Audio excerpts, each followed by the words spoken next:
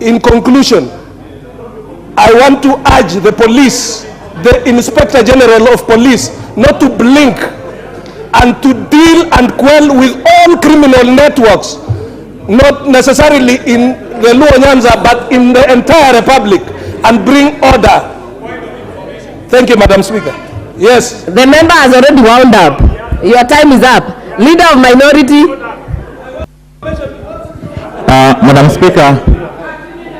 Madam Speaker, I thank you for this opportunity, and I hope you will indulge me to allow me to speak for about 10 minutes. I am the leader. Why are you anxious?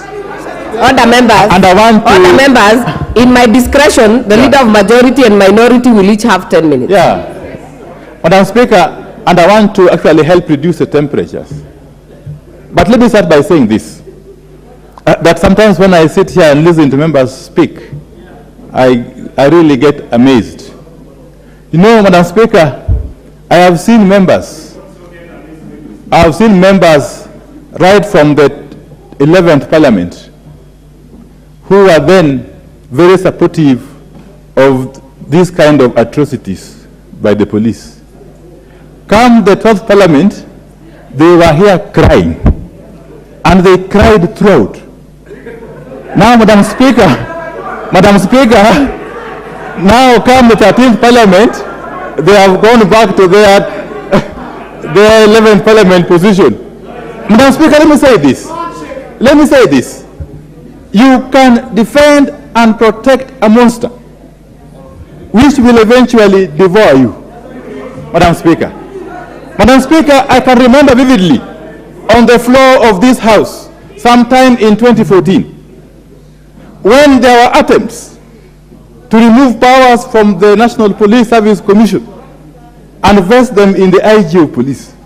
I stood here and warned members, but I have since been vindicated. Madam Speaker, let me say this again. In this country, there were times under the previous constitutional dispensation when you could not even get a chance not only demonstrate but even to meet publicly.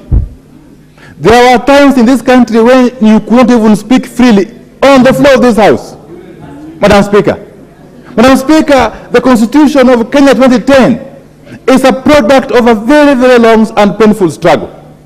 Madam Speaker, and that Constitution is known the world over for its robust and elaborate Bill of Rights, one of which is the right to demonstrate, to picket, and to do whatever you want to do under Article 37.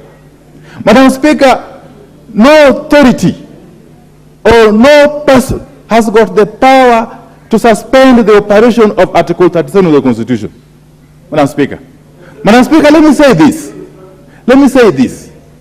that in this country, it has now become commonplace that demonstrations of whatever kind, especially the ones that are currently underway, are always peaceful until and unless the police intervene with brute force.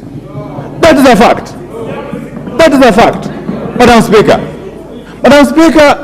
and let me also say this, and if you care to listen, please listen to me.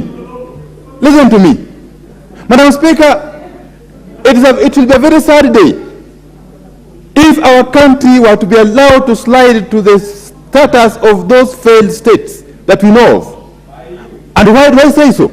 Madam Speaker, as we speak, and I'm speaking from a point of knowledge, Madam Speaker, as we speak, there seems to be parallel commands in the police service. There seems to be parallel command structures in the National Police Service because of all the persons who have recently been killed. Nearly all of them have been killed by officers, first and foremost in plain clothes.